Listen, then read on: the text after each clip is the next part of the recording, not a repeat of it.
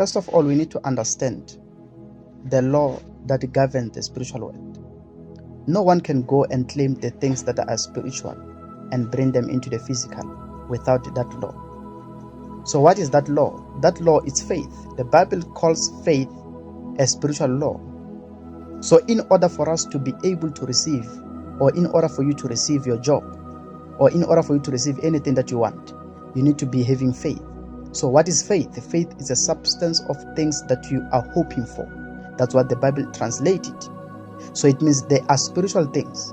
In order for you to receive them, you need to have faith as a bridge that transfers you into the spiritual world.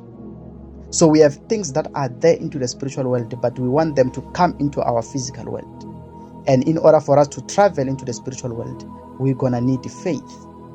So how does it travel? How do we travel from the physical world into the spiritual world? Our body cannot travel from the physical world into the spiritual world. But then our soul is able to travel into the spiritual world.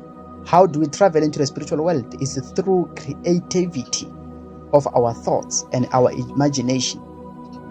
Once you can start to sit down and relax and meditate and think carefully of what you are looking for, what you are desiring for, and your imagination, meaning your mind, you start to think of it here, it starts to be traveling into the spiritual world and it gets created into the spiritual world. Then you can start to see yourself in the dream world, those things being created.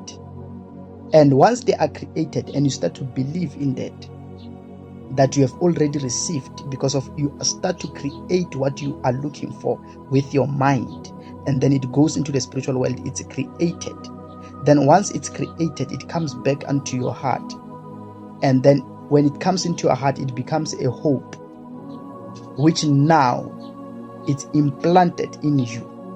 Then once it's implanted in you, you can take now your CV and submit it to a place where you want to get a job.